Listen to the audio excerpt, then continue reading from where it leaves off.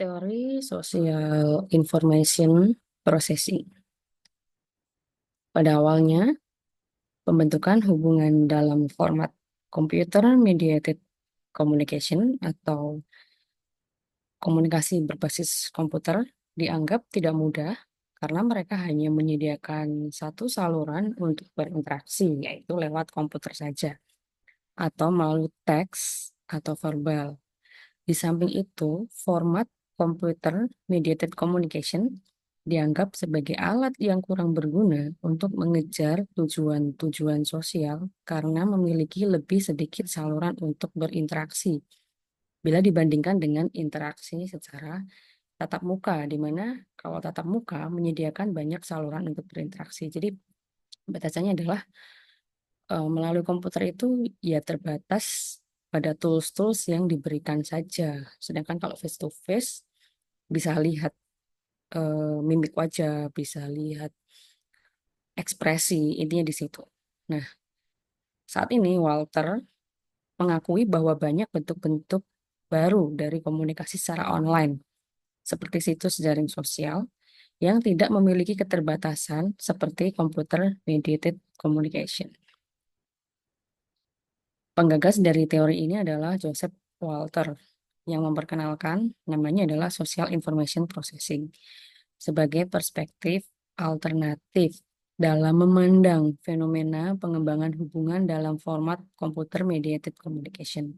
Jadi teori ini itu menjelaskan kalau lewat komputer komunikasi juga bisa dilakukan. Teori ini menjelaskan bagaimana awalnya komunikator bertemu melalui komunikasi berbasis teks komputer.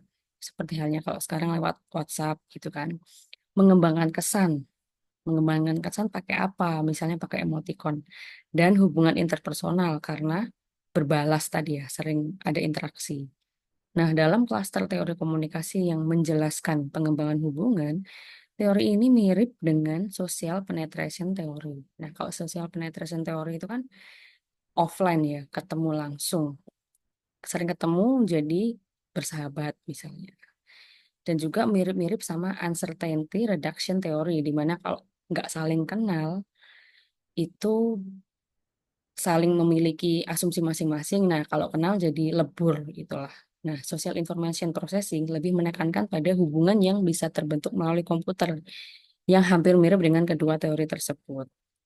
Namun, social information processing menggunakan isyarat verbal dan isyarat temporal sebagai pengaruh utama terhadap pembentukan hubungan.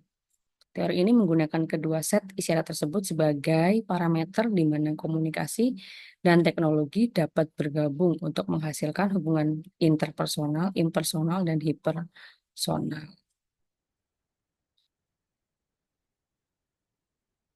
Nah, social information processing tidak membantah bahwa alat yang dimediasi komputer membatasi jumlah isyarat nonverbal seperti formatnya berbasis teks, seperti email, pesan instan yang bergantung pada pesan yang diketik, seberapa panjang, seberapa pendek, bukan yang visual dan audio yang tersedia bagi komunikator.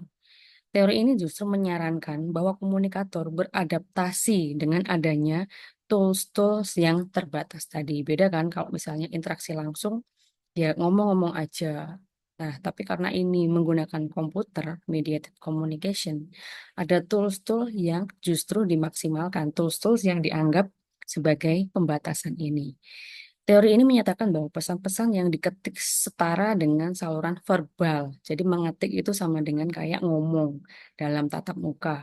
Sehingga menolak klaim bahwa alat yang dimediasi komputer kurang berguna untuk pembentukan kesan dan hubungan interpersonal. Jadi meskipun melalui komputer, kesan itu bisa tetap terbentuk.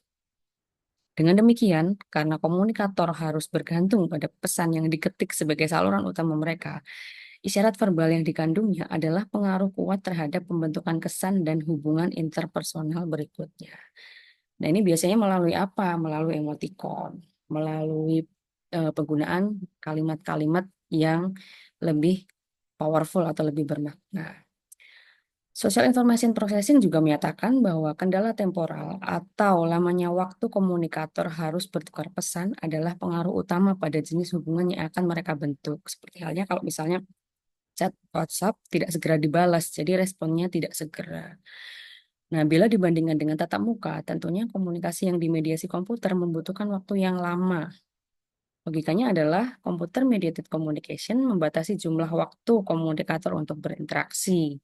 Hal ini disebabkan karena komunikator hanya memiliki satu saluran saja yang digunakan, sehingga lebih cocok untuk interaksi yang berorientasi kerja atau yang memiliki tujuan-tujuan jangka pendek yang harus segera diselesaikan. Jadi kalau misalnya konteksnya untuk hubungan antar personal, bisa dilakukan, hanya saja memiliki jumlah waktu yang lebih lama karena tadi misalnya nggak ada sinyal, terus balesnya juga terbatas gitu kan. Sehingga social information processing memprediksi bahwa ketika komunikator hanya diperbolehkan dalam jumlah waktu terbatas untuk bertukar pesan, maka hubungan atau impersonal mereka tidak dapat menghasilkan banyak keintiman ya karena terbatas, terus ngetik gitu kan, atau tidak memiliki afiliasi sesuai yang diharapkan, jelas. Karena kalau hubungan yang face to face aja kadang-kadang juga bisa salah paham, apalagi hubungan yang termediasi. Namun ketika komunikator diizinkan untuk bertukar pesan tanpa batasan temporal, teori ini memprediksi hubungan interpersonal atau perkembangan yang mereka tunjukkan akan sebanding dengan yang dihasilkan dalam komunikasi tatap muka. Nah, di sini dibantah bahwa ya kalau intens itu justru terbentuk keintiman itu. Nah, dalam keadaan tertentu, kurangnya kendala temporal dapat menyebabkan hubungan yang melebihi afiliasi dan keintiman dari tingkat biasanya yang dapat dicapai secara pribadi. Hubungan hipersonal ini adalah hasil dari pengirim secara selektif menampilkan diri untuk menciptakan kesan positif. Jadi kayak membranding dirinya. Penerima menafsirkan pesan dengan cara yang bias karena lebih banyak atribut karakteristik positif. Jadi karena dapat citra yang positif, menafsirkannya juga seperti itu.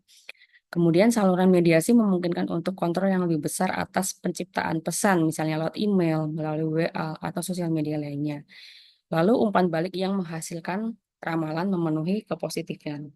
Jadi ini kembali ke hubungan masing-masing, di mana kalau berhubungan punya harapan seperti apa hubungannya akan dibawa. Nah, kira-kira dari social information processing juga bisa diterapkan hal itu sesuai dengan halnya yang citra yang dibentuk.